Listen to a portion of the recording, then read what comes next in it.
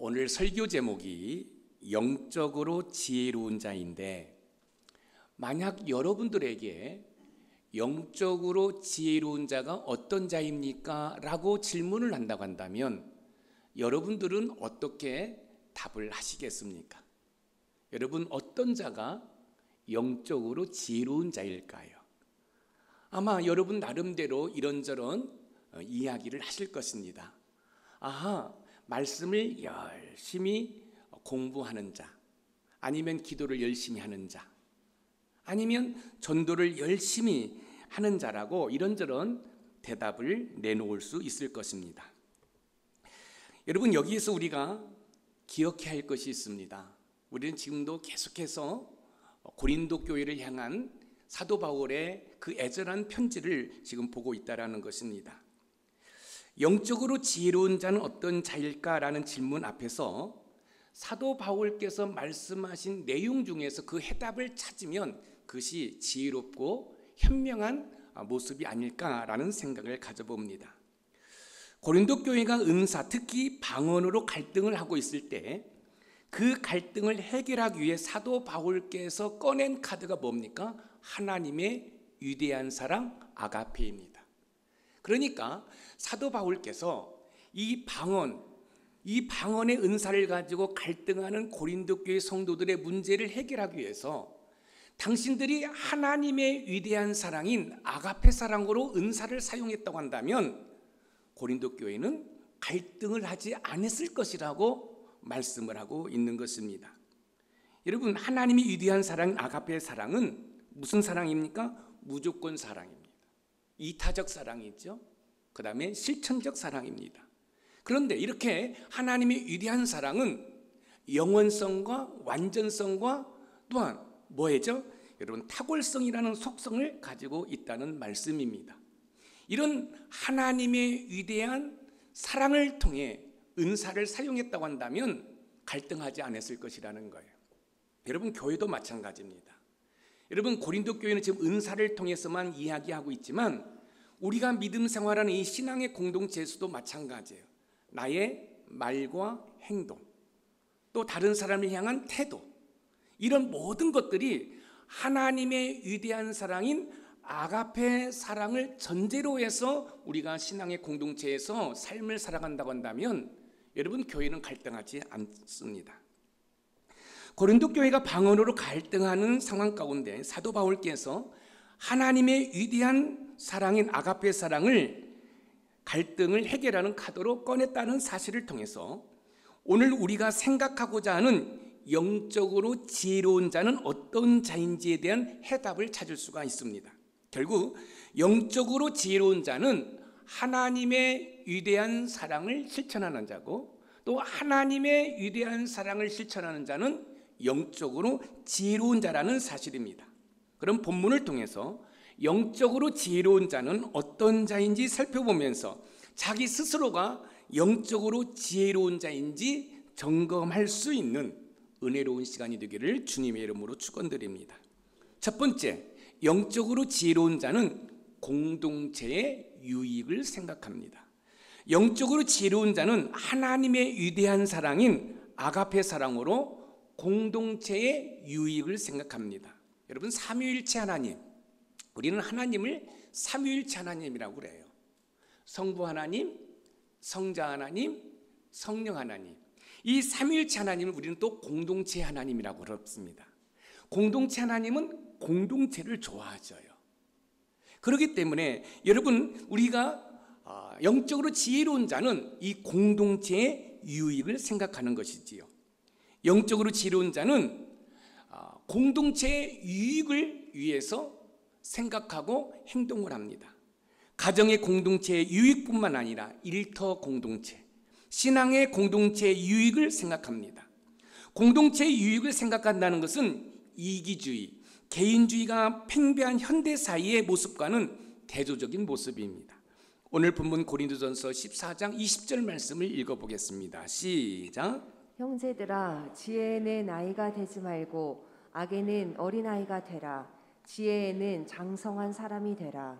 사도 바울께서는 은사에 대해서 말씀하시다가 갑자기 지혜에는 아이가 되지 말고 악에는 어린아이가 되며 지혜에는 장성한 사람이 되라고 말씀을 하고 있어요. 사도 바울께서 말씀하시는 것을 유심히 살펴보면 고린도 교회 성도들이 방언을 무분별에 사용하고 방언을 못하는 지체들을 무시한 것으로 교회가 갈등하는 상황을 악으로 보고 있다는 사실입니다.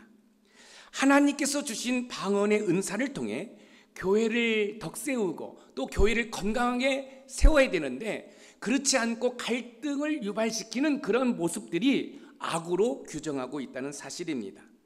사랑하는 성도 여러분, 하나님께서 주신 은사를 가지고 자신을 자랑하는, 자신을 뽐내는, 그리고 방언의 은사를 받지 못한 지체들을 무시하는 그런 모습을 악으로 보고 있다는 사실입니다. 신앙의 공동체 안에서 어떻게 하면 영적으로 지혜로운 자가 될 수 있을까요?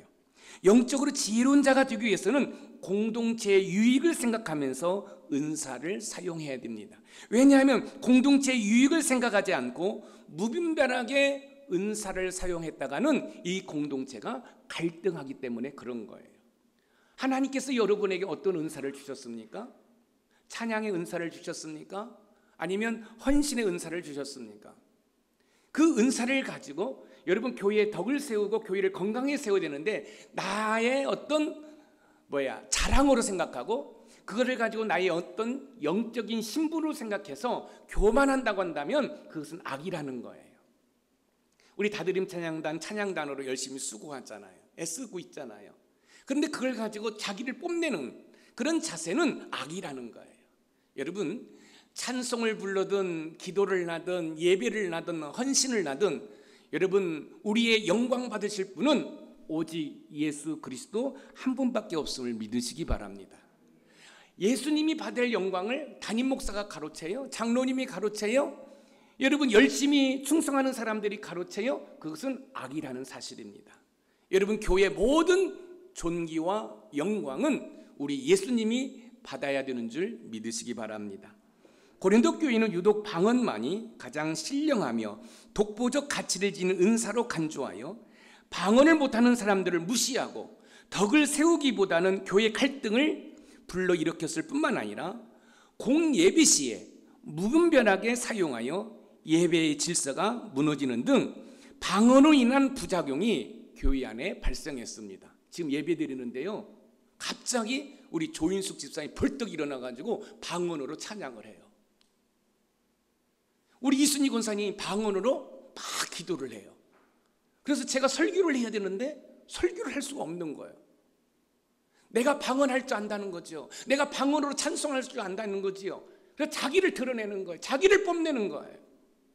여러분 지금 우리가 방언이라는 은사를 주제로 이야기를 하고 있지만 다른 것도 마찬가지입니다. 내가 조금 잘할 수 있다는 것으로 그걸 가지고 하나님께 영광 돌리기보다는 자기를 과시하고 자기를 드러내려고 하는 그런 모습은 악이라고 지금 사도 바울께서 이야기하고 있습니다. 사도 바울께서는 방언으로 갈등하는 고린도 교회 문제를 해결하시기 위해서 영적으로 지혜로운 자는 공동체의 유익을 생각한다고 말씀을 하시는 것처럼 저와 여러분들이 높은산 샘물교회라는 공동체를 건강하게 세우기 위해서는 나의 생각과 나의 말과 나의 행동이 우리 높은산 샘물교회라는 공동체에 어떤 유익을 주는지 아니면 어떤 해악을 끼치는지를 여러분 살펴보고 해야 된다는 말씀입니다.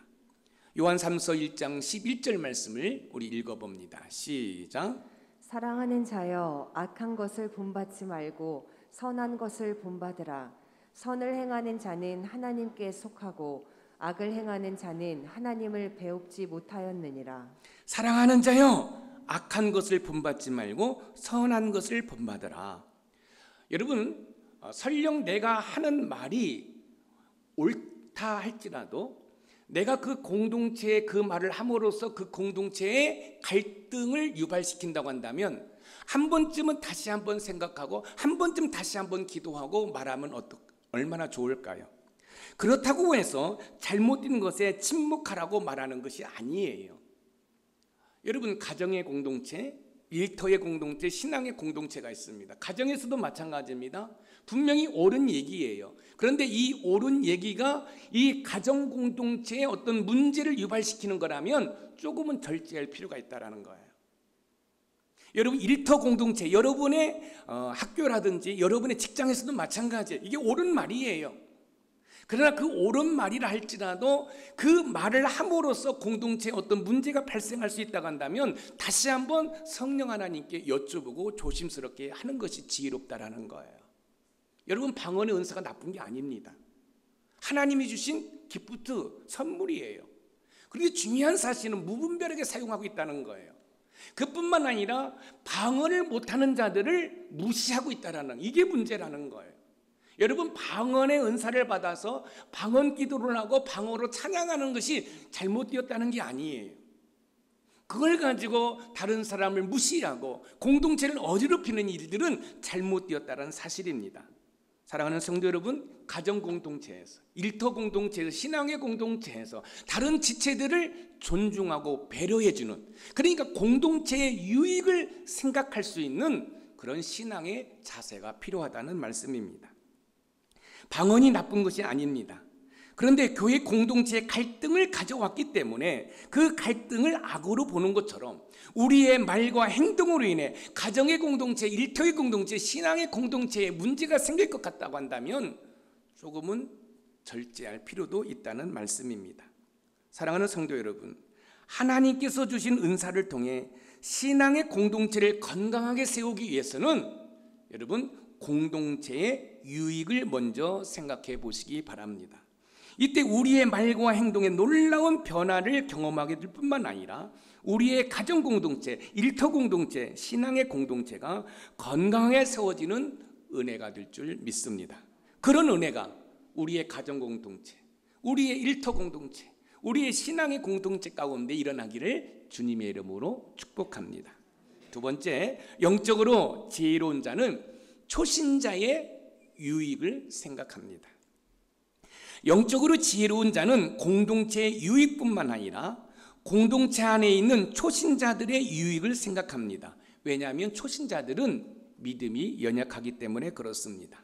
오늘 본문 고린도전서 14장 21절 말씀을 읽어봅니다. 시작. 율법에 기록된 바 주께서 이르시되 내가 다른 방언을 말하는 자와 다른 입술로 이 백성에게 말할지라도 그들이 여전히 듣지 아니하리라 하였으니, 방언은 믿는 자들을 위하지 아니하고 믿지 아니하는 자들을 위하는 표적이라. 사도 바울께서는 하나님께서 방언을 주신 목적과 예언을 주신 목적이 다르다는 것을 이사야 선지자의 말을 인용해서 말씀해 주고 있는데요, 이사야서 28장 11절에서 12절 말씀을 읽어보겠습니다. 시작. 그러므로 더듬는 입술과 다른 방언으로 그가 이 백성에게 말씀하시리라. 전에 그들에게 이르시기를 이것이 너희 안식이요 이것이 너희 상쾌함이니 너희는 곤비한 자에게 안식을 주라 하셨으나 그들이 듣지 아니하였으므로. 자, 다른 방언으로 그가 이 백성에게 말씀하시니라. 자, 무슨 말씀이냐면 북이스라엘이 우상 숭배를 합니다. 이때 하나님께서는 그 아수르를 통해서 이 북이스라엘을 뭐해요? 심판하실 계획을 가지셨어요. 그런데 이 북이스라엘 사람들이 그 아수르의 말, 다른 말로 하면 이 말은 언어거든요. 이 아수르의 언어를 알지 못하는 거예요.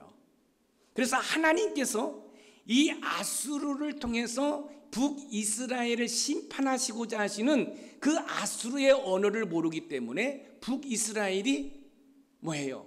대비를 못한 거죠. 그래서 결국 아수르의 공격으로 인해서 북이스라엘이 망합니다.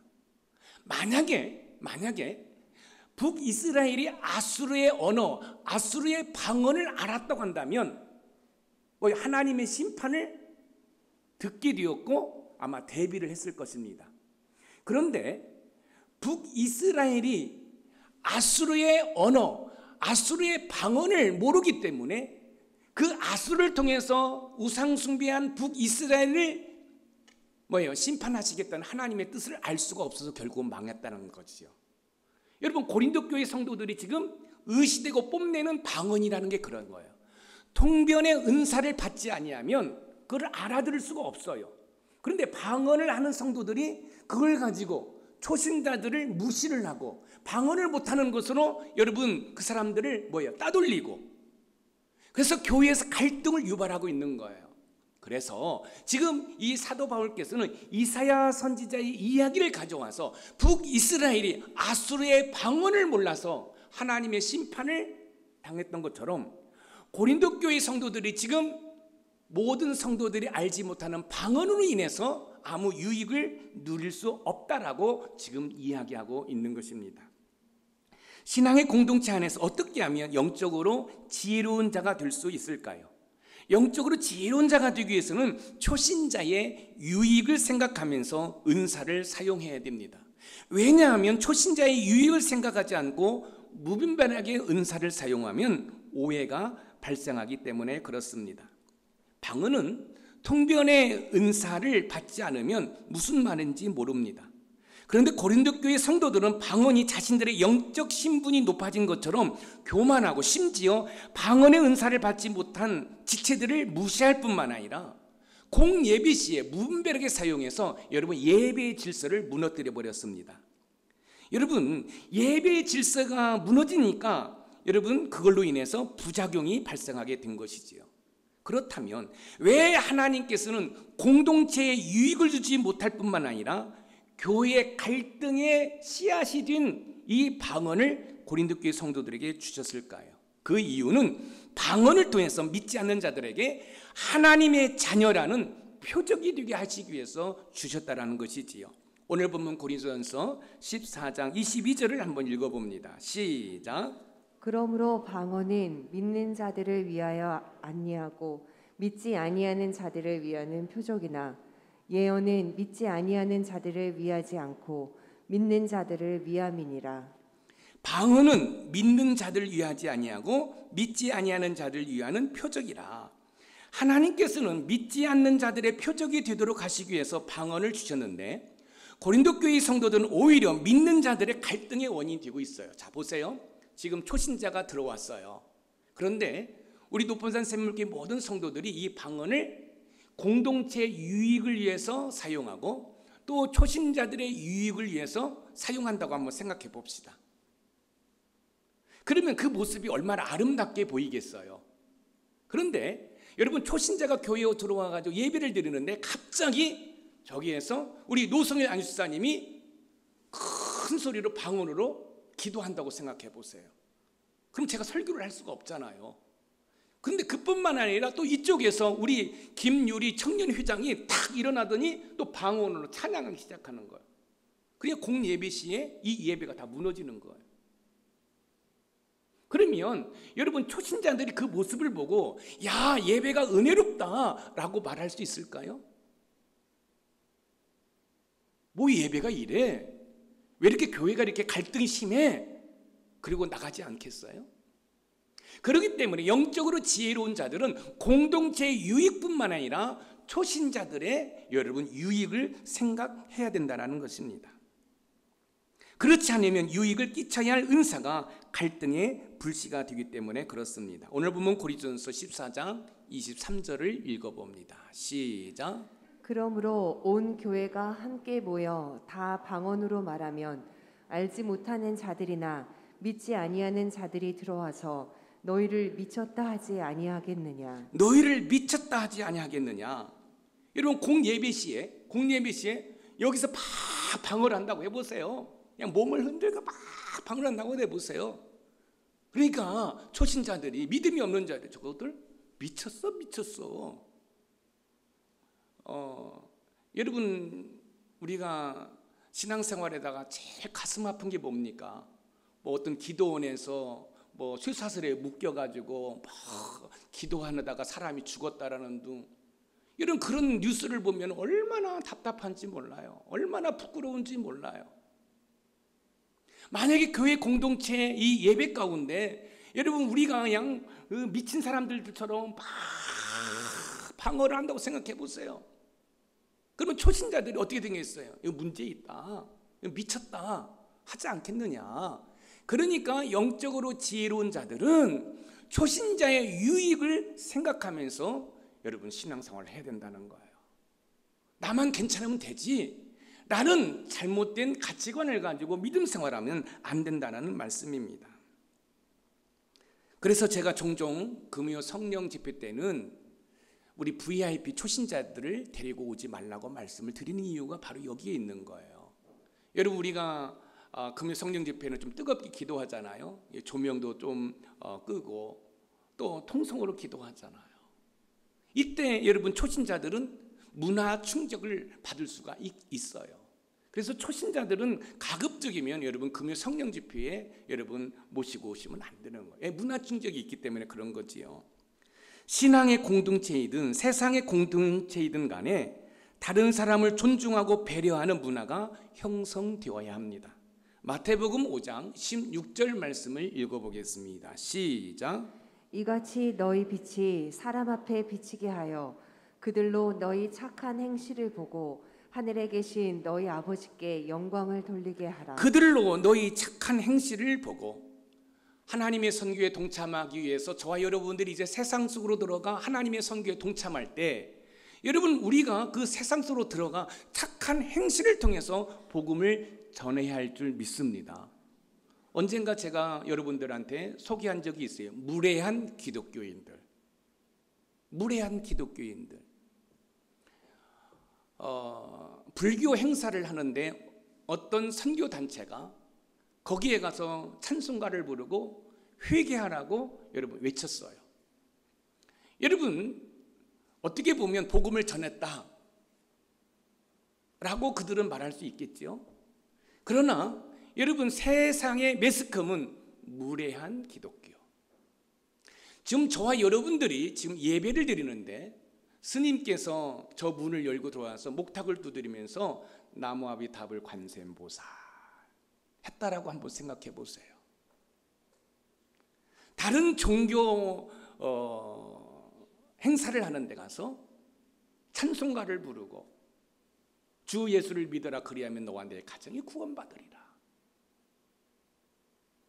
여러분, 이것이 복음을 전하는 아름다운 모습일까요? 여러분, 그렇지 않다라는 거지요. 여러분, 존중과 배려를 무시해버리는 그런 모습은 오히려 뭐예요? 복음의 문을 닫게 한다는 사실이에요. 여러분, 세상을 향하여 우리는 회개를 외쳐야 됩니다. 회개를 외쳐야 돼요. 그런 한번 상황을 한번 보시기 바랍니다. 모든 불교인들이 모여가지고 여러분 행사를 하고 있어요.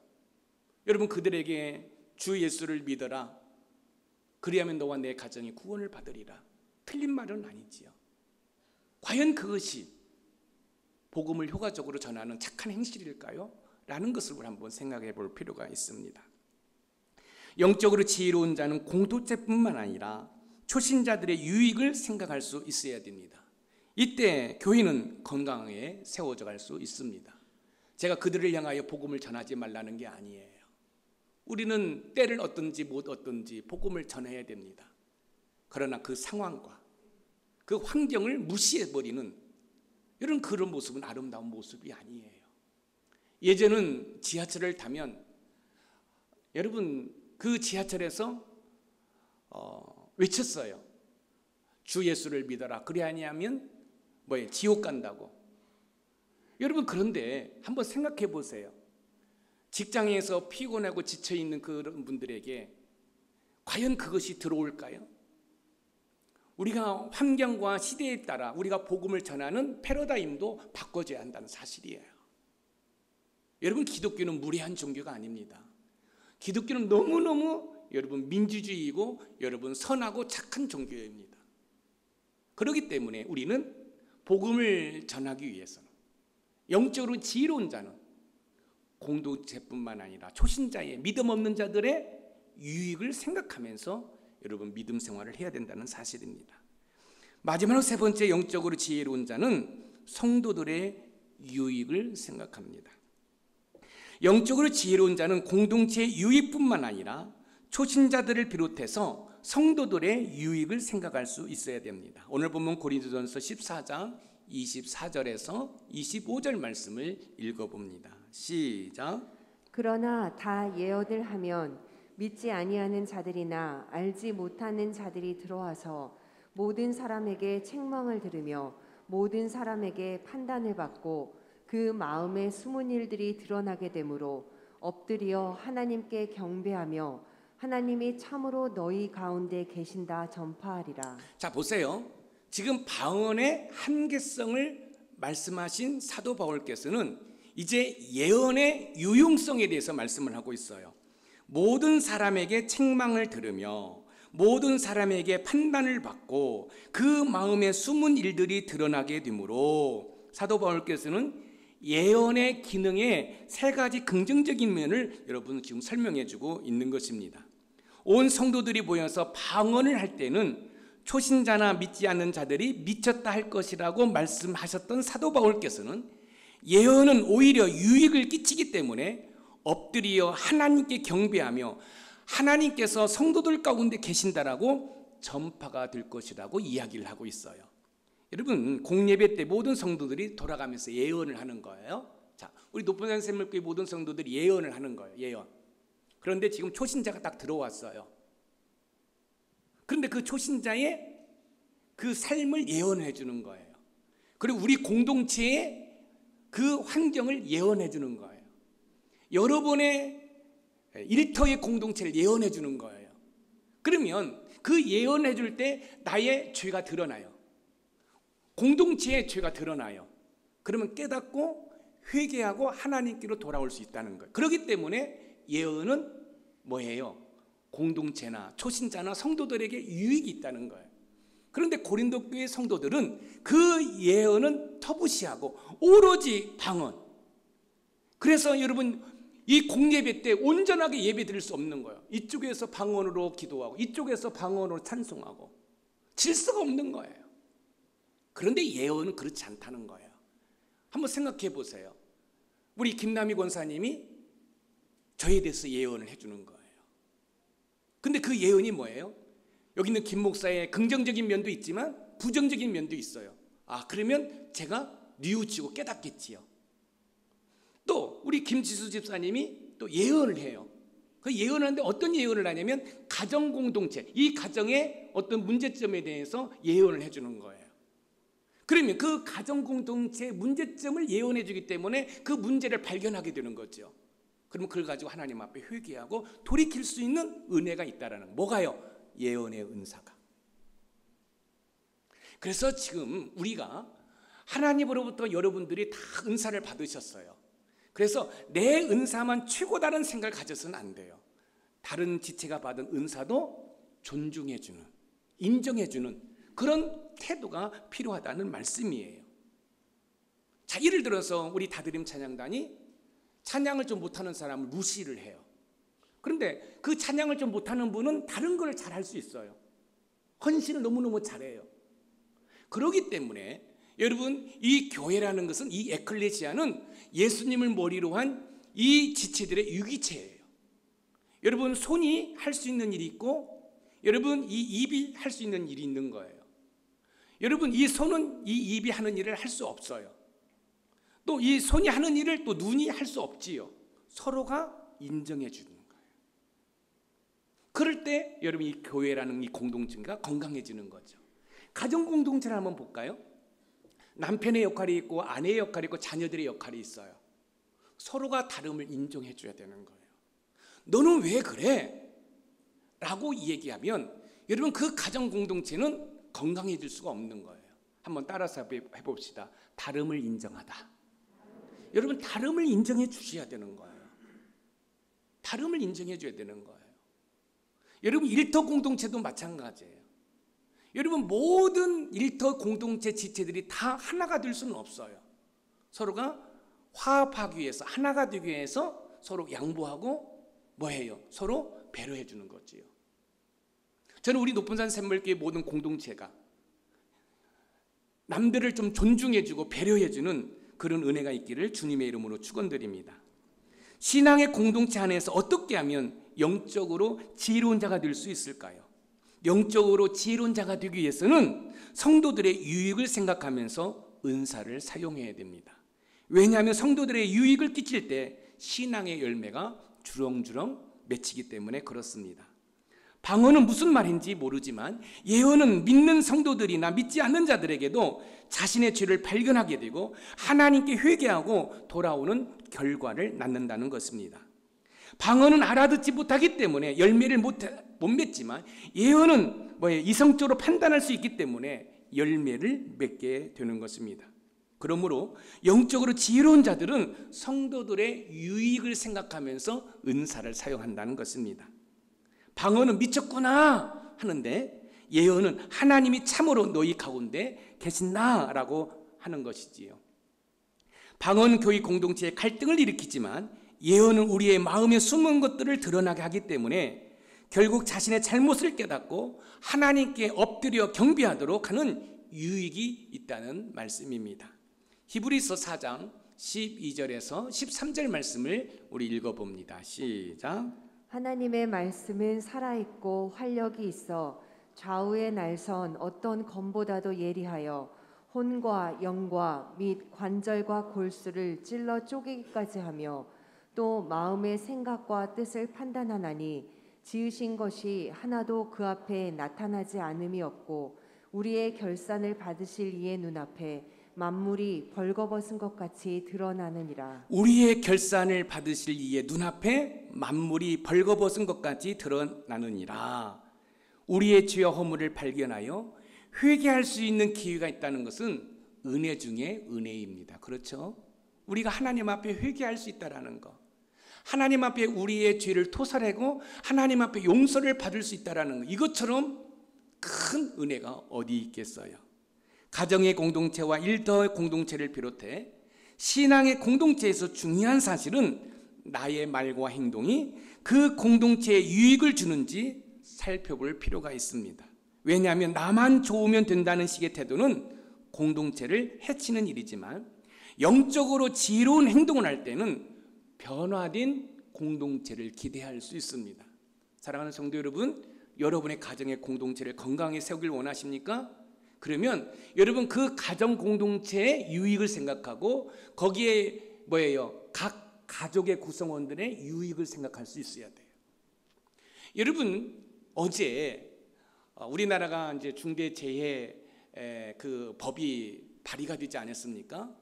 그래서 지금 건설 노동 현장에 공사가 다 중단되었어요. 왜요? 1호가 될 수 없다. 그런데 어제 양주시에서 1호가 돼버렸어요. 작업을 하다가 흙이 매몰이 돼가지고 아까운 3명의 인명사고가 났습니다. 누구의 아들일 거 아닙니까? 누구의 남편일 거 아닙니까? 누구의 아빠일 거 아닙니까? 누구의 친구가 아닐까요? 여러분 이런 것처럼 여러분 신앙의 공동체 안에서 우리가 꼭 기억해야 할 것이 뭐예요? 공동체 유익을, 그리고 각 개인들의 유익을 생각할 수 있어야 되는 거예요. 여러분 회사가 그 이익에만 급급해가지고 거기서 일하는 노동자들의 생명과 건강을 우습게 본다고 한다면 그런 사업장들은 존재할 이유가 없는 것입니다. 그렇잖아요. 누구의 남편이고 누구의 아빠고 누구의 아들일 텐데. 여러분 교회 신앙의 공동체도 마찬가지예요. 공동체 유익을 생각해야 돼요. 나만 아무렇지 않으면 괜찮지라는 생각을 가지고 신앙생활하면 그건 아름다운 모습이 아니에요. 교회 시설을 사용할 때도 그렇습니다. 여러분 이 교회의 전기라든지 물이라든지 이 모든 것들 공동체의 유익을 생각하고 각 개인들의 유익을 생각하고 우리가 믿음 생활한다고 한다면 우리의 가정의 공동체, 우리의 일터의 공동체, 우리의 신앙의 공동체가 건강하게 세워질 줄 믿습니다. 우리 모두는 영적으로 지혜로운 자가 되어 공동체뿐만 아니라 초신자를 비롯하여 우리 신앙의 동역자들을 존중하고 배려하는 은혜가 있으시기를 주님의 이름으로 축원드립니다. 오늘 말씀의 키워드 같이 한번 읽어볼까요? 시작. 영적으로 지혜로운 자는 공동체를 비롯하여 초신자뿐만 아니라 성도들의 유익을 생각한다. 자, 말씀을 마칩니다. 영적으로 지혜로운 자는 어떤 자입니까? 하나님의 위대한 사랑으로 실천하는 자죠. 그럼 하나님의 위대한 사랑으로 실천하는 자는 영적으로 지혜로운 자예요. 그럼 영적으로 지혜로운 자는 어떤 삶을 살아가요? 공동체의 유익을 생각하고 초신자의 유익을 생각하고 모든 성도들의 유익을 생각한다는 사실입니다. 사랑하는 성도 여러분, 우리는 영적으로 지혜로운 자입니다. 영적으로 지혜로운 자는 하나님의 위대한 사랑, 아가페 사랑으로 여러분 우리 공동체와 모든 지체들을 생각하는 그런 아름다운 모습이 우리 높은산 샘물교회의 모습이기를 주님의 이름으로 축원드립니다.